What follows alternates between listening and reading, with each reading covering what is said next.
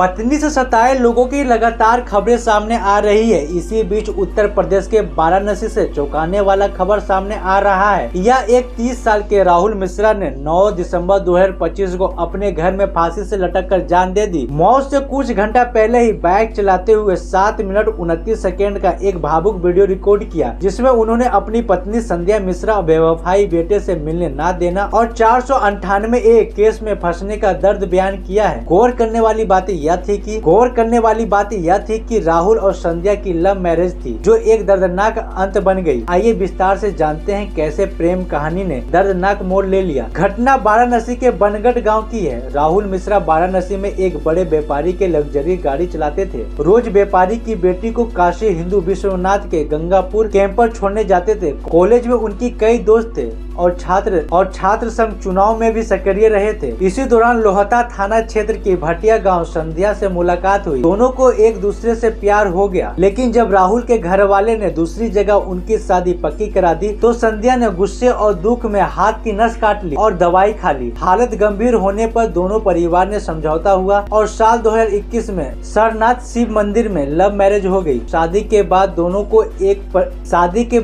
को एक प्यारा बेटा हुआ, रियाज। शुरुआती 2-3 साल तो ठीक बीते। परिवार के मुताबिक करीब 10 महीने पहले एक रिश्तेदार की शादी में संध्या की मुलाकात हुई अपने दूर के रिश्तेदार शुभम सिंह उर्फ डेजर से। दोनों के बीच चैटिंग शुरू हो गई। राहुल को जब यह बात पता चला तो विवाद हुआ। संध्या ने मायके जाने का फैसला कर लिया। 8 महीने पहले बेटे रियाज को लेकर मायके चली गई। इसके बाद शुरू हुई कानूनी मानसिक उत्पीड़न का सिलसिला। संध्या ने राहुल के खिलाफ लोहता थाने में दहेज उत्पीड़न 498 केस दर्ज करवाए। राहुल को 3 महीने जेल भी हुआ। संध्या ने कोर्ट में तलाक की अर्जी डाली और 30 लाख रुपए मांगे। राहुल जब भी बेटे से मिलने जाता उसे बेइज्जती कर दिया जाता। 4 दिन पहले ही शुभम सिंह और उनके दोस्त ने कोरोता बाजार में राहुल की पिटाई की थी। 8 दिसंबर की शाम राहुल अपने मालिक की गाड़ी लेकर ससुराल गया। संध्या से बोला, सब माफ कर दूंगा, बस मेरे साथ चलो। जवाब में संध्या और उनकी मां ने अपमानित बेटे को एक झलक दिखाने की गुजारिश भी ठुकरा दी गई। उसी रात राहुल ने बाइक पर 2 वीडियो बनाई। दूसरे वीडियो में वो रोते रोते कहा, मैं अपनी बीवी से बहुत प्यार करता हूँ, मैं जीना चाहता हूँ, लेकिन आज जान दे रहा हूँ। मुझे अच्छा नहीं लगता कि मेरी बीवी किसी और से बात करे, उसे होटल ले जाए। मेरे एक छोटे बेटे हैं, उनके बिना जी नहीं पाता। आज भी मिलने गया था, सोचा 1000-2000 दे दूं, बच्चे को कुछ मिल जाएगा। मिलने नहीं दिया गया। मैं कर्जा में डूबा हूँ, गाड़ी की किस्त, दूध वाले, किराए वाले। फिर भी उसने 4 थाने में मेरे खिलाफ रिपोर्ट लिखवाई, पिटवाया, जेल भेजवाया। मेरी बीवी खुले आम बोल रही है, शुभम से बात करूंगी, मैं उसे ओयो या अन्य होटल में नहीं देख सकता किसी और के साथ। राहुल की मौत के बाद उसकी मां रानी देवी, जो आंगनबाड़ी कार्यकर्ता है, उन्होंने संध्या और शुभम डेरा और उनकी सास के खिलाफ आत्महत्या के लिए उस्काने और 306 IPC का मुकदमा दर्ज करवा दी है। पुलिस ने संध्या और उनके मां को गिरफ्तार कर जेल भेज दिया है। शुभम सिंह की तलाश जारी है। राहुल का छोटा बेटा रियांश अब नाना नानी के